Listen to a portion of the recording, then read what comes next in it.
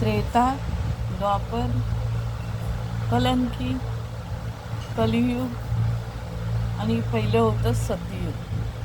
पुन्हा एकदा सांगते, सतयुग, द्वापर, त्रेता, कलंकी, कलियुग. कलियुग कलंकी असं जर म्हटलं तरी चालेल ना.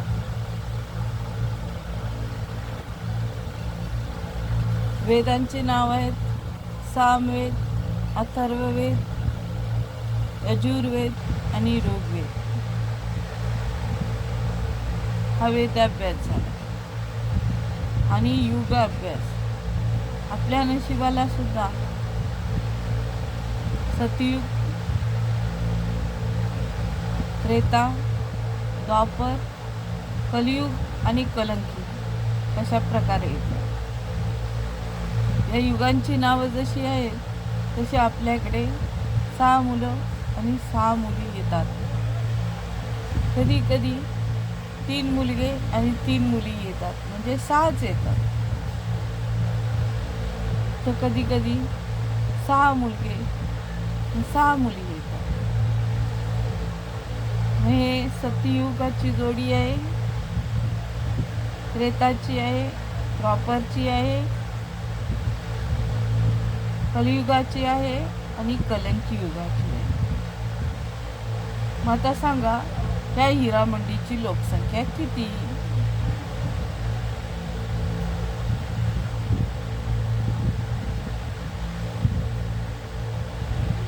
तर जर 12 मुलं आपल्याकडे आहेत तर या युगाची लोकसंख्या 12 असेल की नाही.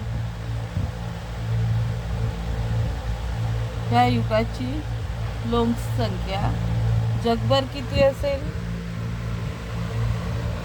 जेवढी मुलं किंवा मुली काढू तितकी असणार ना.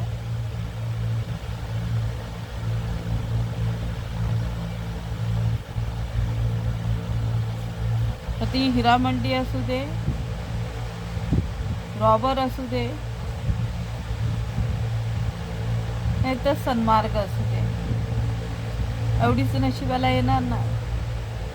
तर पूर्वीच्या काळी भाऊ बहीण लग्न करत होते एका घरात, आणि आताच्या काळी सुद्धा भावा बहिणीचंच लग्न होतं.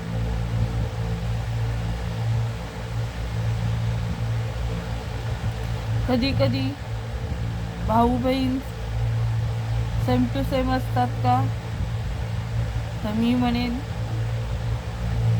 असतात सुद्धा, आणि मी म्हणेन नसतात सुद्धा. हे टॅग, हे फ्लॅग आपण या युनिव्हर्समध्ये बघितले.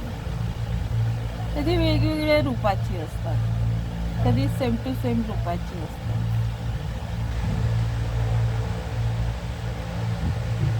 एकच फेसिंग असते असं नाही. मग या 100 वर्षात अख्ख्या जगभर भूमी किती वाटायला येते? जर 100 वर्ष अशी लोकसंख्या वाढली तर त्या लोकसंख्येचा सर्वे जनगणना किती? तर कोट्यानं आणि अब्जानं असेल ना. त्यात मृत्यूदर किती आणि जन्मदर किती?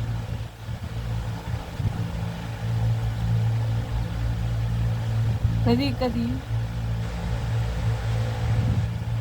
कमी मृत्यूदर असतो आणि जास्तीत जास्त जन्मदर असतो.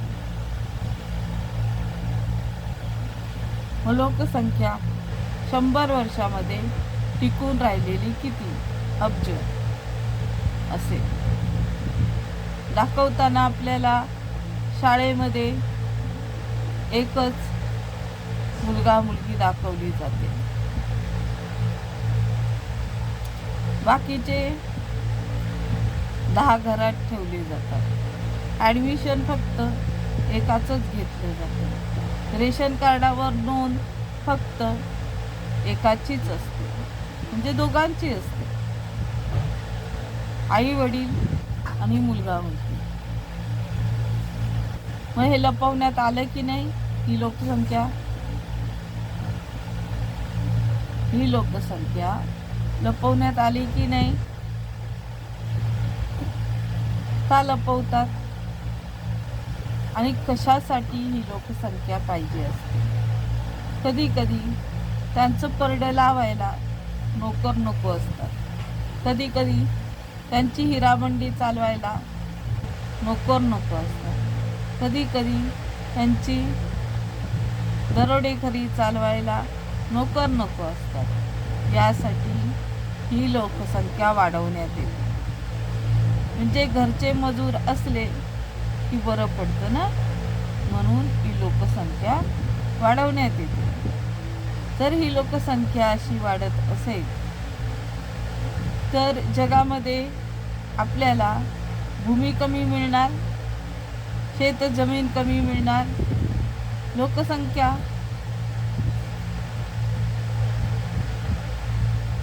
जास्त वाढणार, त्यात मृत्यूदर किती असेल आणि जन्मदर किती असेल?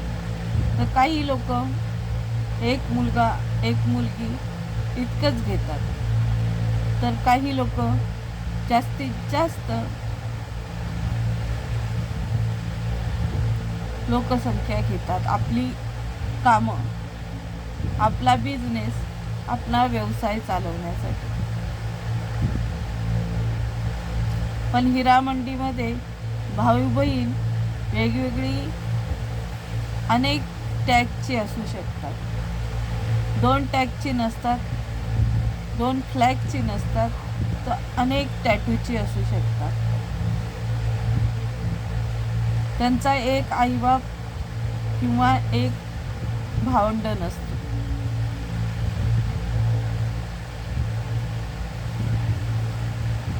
सार्वजनिक कुटुंबात सुद्धा वेगवेगळे टॅग फ्लॅग पाहायला मिळतात खानदानी लोकांमध्ये. तर 6 असतात ना, 6 मुलं आणि 6 मुली. काही लोक 12 काढत नाही मुलं मुली, तर 6वरच बस करतात आणि आपली कामे चालवत राहतात.